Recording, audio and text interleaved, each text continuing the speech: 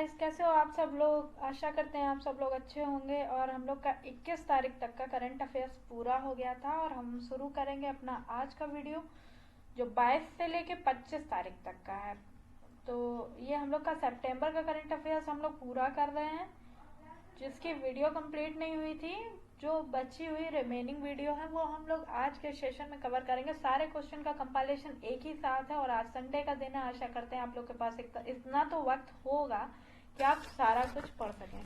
ठीक है, तो शुरू करते हैं अपने पहले क्वेश्चन से। विश्व गुलाब दिवस, वर्ल्ड रोज डे कब मनाया जाता है? तो ये 22 सितंबर को मनाया जाता है। हर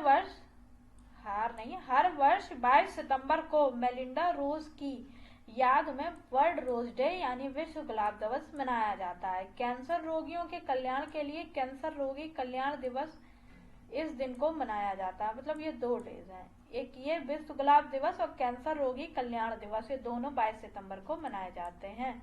और ये किसका नाम? ये मेलिंडा रोज। उसके बाद हाल ही में पीएम मोदी ने किस उद्योगपति को पीएम केयर्स फंड का नया ट्रस्टी नियुक्त किया है? पीएम केयर्स जो फंड है उसका नया ट्रस्टी नियुक्त किया है, तो ये रतन टाटा है। इनको रतन टाटा को पीएम केयर्स फंड का नया ट्रस्टी नियुक्त किया है, रतन टाटा जी को। इसके साथ ही और भी लोग बनाए गए हैं इनके, ये बने हैं रतन टाटा, और इनके साथ और भी बने हैं। तो इनके साथ ही सुप्रीम कोर्ट के पूर्व न्यायाधीश मतलब पूर्व जस्टिस केटी थॉमस व लोकसभा के पूर्व डिप्टी स्पीकर करिया मुंडा को पीएम केयर्स फंड का ट्रस्टी बनाया गया है। ठीक है, उसके बाद हमारा दूसरा, ये दो क्वेश्चन हो गए। तीसरा क्वेश्चन, किस गुजराती फिल्म को दो बार को लिखा, किस गुजराती फिल्म को ऑस्कर 2023 के लिए best international feature film category के लिए नॉमिनेट किया गया है? तो फिल्म छेल्लो शो फिल्म का नाम है। गुजराती फिल्म है, इसको हम लोगों ने मतलब इंडिया की तरफ से ऑस्कर अवार्ड के लिए 2023 के लिए नॉमिनेट किया गया है, छेल्लो शो। और इसके डायरेक्टर का नाम पान नलिन के द्वारा डायरेक्ट किया गया। पूछ लेते हैं डायरेक्टर वगैरह एग्जाम में, तो ये भी याद करना इंपॉर्टेंट है। Goa carnival Mrs India Titanic beauty pageant में किसे मिसेज इंडिया टाइटेनिक ब्यूटी 2022 के ताज से सम्मानित किया गया? तो आरती चित्तौड़ा। गोवा में हुए Goa carnival Mrs India Titanic beauty pageant में 12 शहर की आरती मेहता चित्तौड़ा को मिसेज इंडिया टाइटेनिक ब्यूटी 2022 के लिए 22 के ताज से सम्मानित किया गया है। हाल ही में किस भारतीय हास्य अभिनेता का 58 वर्ष की आयु में निधन हो गया? तो राजू श्रीवास्तव।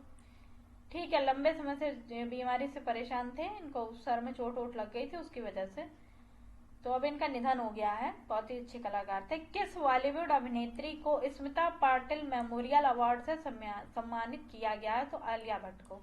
किस बॉलीवुड अभिनेत्री को स्मिता पाटिल मेमोरियल अवार्ड से सम्मानित किया गया है? तो ये आपकी हैं आलिया भट्ट। निम्न, और इसमें कुछ इतना इम्पोर्टेंट पढ़ने के लिए नहीं है। दर्शनी अकादमी इसको देती है। किस भारतीय क्रिकेट बल्लेबाज ने हाल ही में आईसीसी T20 रैंकिंग में तीसरा स्थान हासिल किया है? निम्न में से किस भारतीय क्रिकेट बल्लेबाज ने हाल ही में आईसीसी T20 क्रिकेट रैंकिंग में तीसरा स्थान हासिल किया है? तो ये सूर्य कुमार यादव। आईसीसी की ओर से हाल ही में जारी नवीनतम रैंकिंग के अनुसार सूर्य कुमार यादव 780 रैंकिंग पॉइंट के साथ T20 भारतीय बल्लेबाजों की सूची में तीसरा इनको स्थान प्राप्त हुआ है, जबकि बाबर 771 पॉइंट के साथ चौथे पायदान पर आ गए हैं। संयुक्त राष्ट्र हाइपरटेंशन नियंत्रण इनिशिएटिव्स पुरस्कार, हाइपरटेंशन बहुत ज्यादा चल रहा है। संयुक्त यूएन ने, जो यूनाइटेड नेशन है, इसने हाइपरटेंशन नियंत्रण इनिशिएटिव पुरस्कार से किसे सम्मानित किया है? तो ये भारत देश को केंद्रीय स्वास्थ्य एवं परिवार कल्याण मंत्री मनसुख मंडाविया ने हाल ही में भारत ने स्वास्थ्य सेवाओं के बेहतर बुनियादी ढांचे के बल पर संयुक्त राष्ट्र हाइपरटेंशन नियंत्रण इनिशिएटिव पुरस्कार इन्हें मिला है यूनाइटेड नेशन की तरफ। भारत में वर्ष 2023 में पहली बार किस प्रतियोगिता का आयोजन किया जाएगा, मतलब की घोषणा की है? मोटो जीपी ग्रां प्री। अब ये भारत में भी होगी, ये जो जैसे होती हैं वो यहाँ पे मोटो जीपी ग्रां प्री FIM विश्व चैंपियनशिप ग्रां प्री मोटो जीपी का आयोजन करने वाली स्पेन की डोरना स्पोर्ट्स जो FIM विश्व चैंपियनशिप ग्रां प्री मोटो जीपी, यानी इसको यहाँ पे मोटो जीपी शॉर्ट में और पूरा नाम ये का आयोजन करती है, ने हाल में घोषणा की है कि खेल गतिविधि क्षेत्र में कार्य करने वाली भारतीय कंपनी फेयर स्ट्रीट स्पोर्ट्स के साथ मिलकर, ये जो स्पेन की है इसने आपके भारतीय कंपनी फेयर स्ट्रीट स्पोर्ट्स इसके साथ मिलकर देश में पहली बार मोटो जीपी ग्रां प्री के आयोजन करने की घोषणा की है। 23 सितंबर का करंट अफेयर्स हम लोग अपना कवर करेंगे। 23 सितंबर को कौन सा दिवस मनाया जाता है? सबसे पहले किसी भी डे में आप अपना ये जरूर याद रखो कि आज डे कौन सा है, वो भी बहुत इंपॉर्टेंट होता है। नए नए डे मनाए जा रहे हैं जो आपको सारी बुक्स में नहीं मिलते हैं, जैसे लूसेंट है या कोई भी है, उसमें बस इम्पोर्टेंट छपे जो आते हैं, जो नोटेड रहते हैं वो इम्पोर्टेंट ही रहते हैं, लेकिन आप तो एग्जाम में कहीं से भी कुछ भी आ सकता है। International day of sine language. International day of sine language संयुक्त राष्ट्र महासभा ने बधिर व्यक्तियों के मानवाधिकारों की पूर्ति प्राप्त में सांकेतिक भाषा के महत्व के बारे में जागरूकता बढ़ाने के लिए हर वर्ष 23 सितंबर को अंतर्राष्ट्रीय सांकेतिक भाषा दिवस के रूप में मनाया जाता है। संयुक्त राष्ट्र महासभा के द्वारा international day of sine language 23 सितंबर को कब होता है आपका? 23 सितंबर को। एक दिवसीय महिला क्रिकेट में भारत ने किस देश पर वनडे श्रृंखला में साल बाद जीत हासिल कर वनडे श्रृंखला जीत लिया? तो इंग्लैंड में वर्ष 1999 के बाद पहली बार वनडे श्रृंखला में भारतीय महिला टीम ने जीत हासिल करी है। 23 वर्ष पहले इंग्लैंड जीता था, उसके बाद अब जीता है, वहां महिला टीम मतलब नहीं जीती तब से। हाल ही में किस अंतरिक्ष यात्री का 80 वर्ष की आयु में निधन हो गया, जो अंतरिक्ष में सबसे लंबे समय तक अकेले रहे हैं? इम्पोर्टेंट क्वेश्चन है,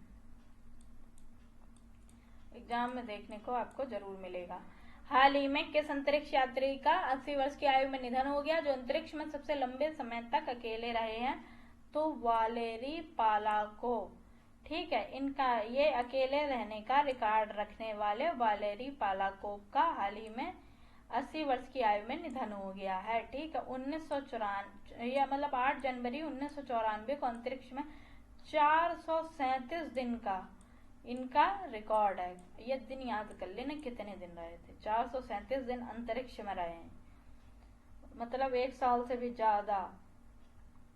36वें राष्ट्रीय खेलों के फाइनल मुकाबले में किस राज्य का पुरुष टेबल टेनिस ने स्वर्ण पदक जीत लिया? तो गुजरात की पुरुष टेबल टेनिस टीम ने हाल ही में 36वें राष्ट्रीय खेलों के फाइनल मुकाबले में दिल्ली के खिलाफ स्वर्ण पदक जीत लिया है। हाल में किसे महिला सशक्तिकरण, मासिक धर्म, स्वास्थ्य और स्वच्छता के बारे में जागरूकता बढ़ाने के लिए प्रोजेक्ट सारस परियोजना शुरू करी है? किसने? तो ये गाजियाबाद में इजरायली दूतावास ने ये शुरू करी है। भारत में इजरायली दूतावास की एक पहल प्रोजेक्ट सारस का उद्देश्य मासिक धर्म, स्वास्थ्य और स्वच्छता के बारे में जागरूकता बढ़ाना है। हाइपरटेंशन कंट्रोल इनिशिएटिव के लिए भारत को किस पुरस्कार से सम्मानित किया गया है? संयुक्त राष्ट्र पुरस्कार से। अभी यह पहले भी पढ़ाया था, अब वही क्वेश्चन घुमा के लिखा है। WHO स्पेशल प्रोग्राम और प्राइमरी हेल्थ केयर अवार्ड और 2022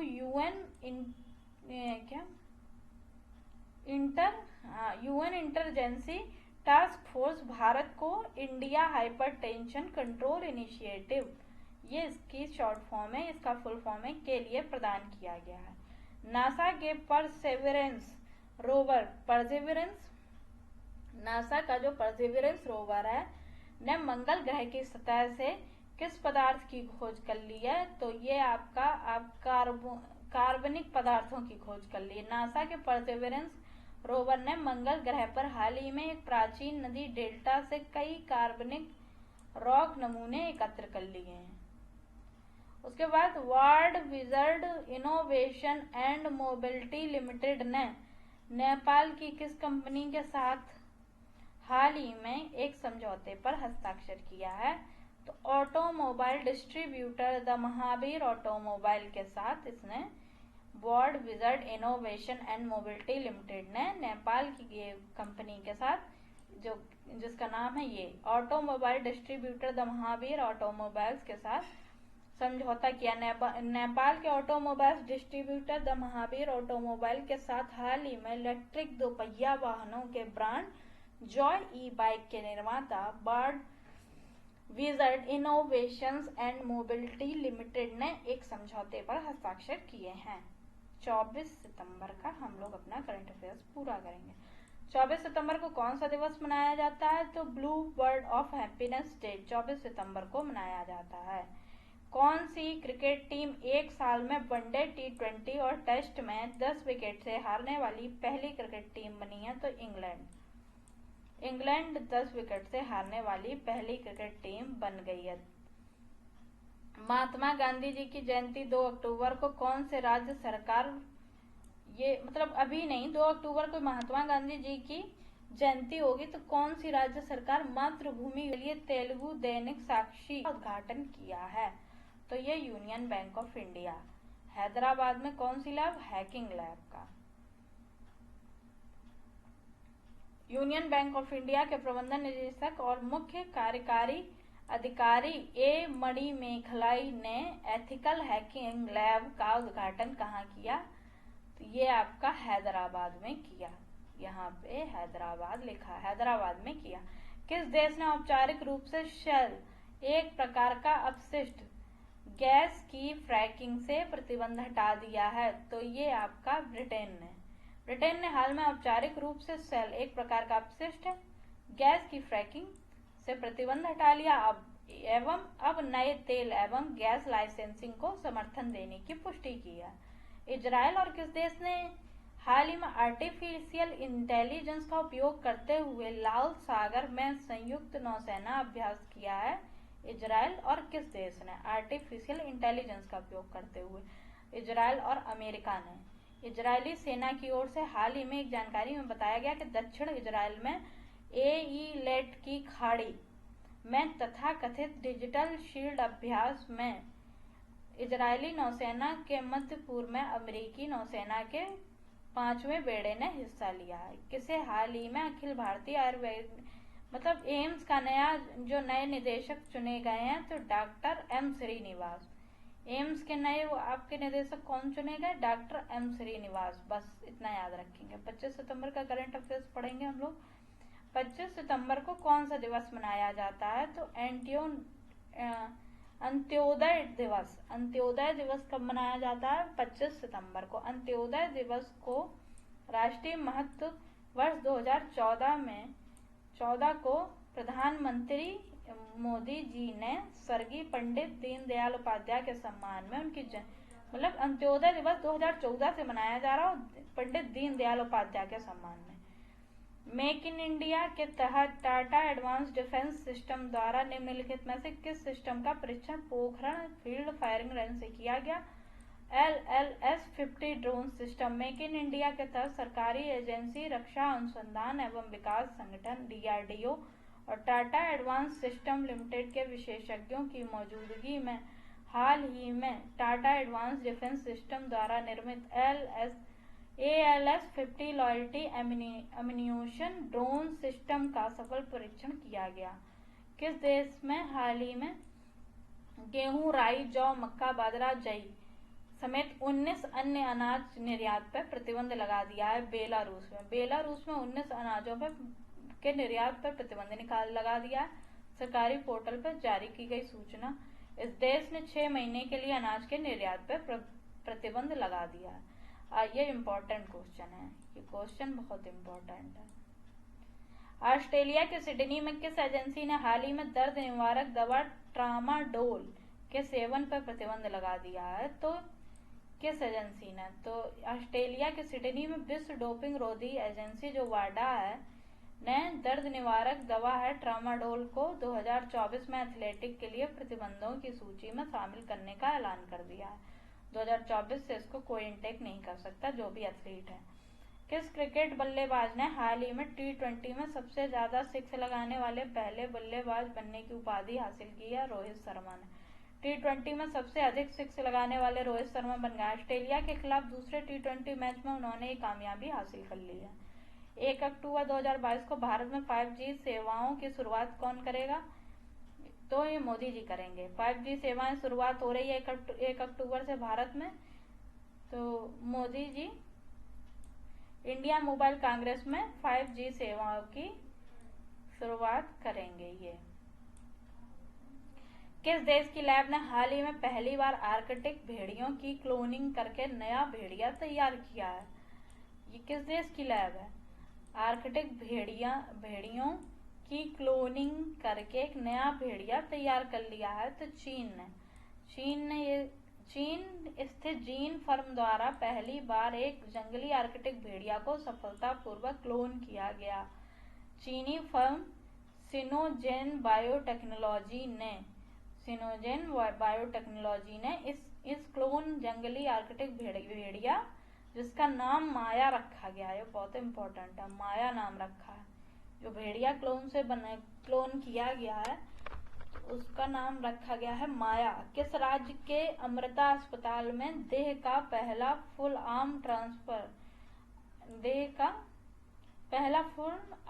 ट्रांसप्लांट कर दिया गया है? तो ये केरल में कोच्चि के अमृता अस्पताल में हाल ही में एक मरीज के दोनों हाथों का सफलतापूर्वक देश का पहला फुल आर्म ट्रांसप्लांट कर दिया गया। ये तो बहुत अच्छी बात है। लोग किसी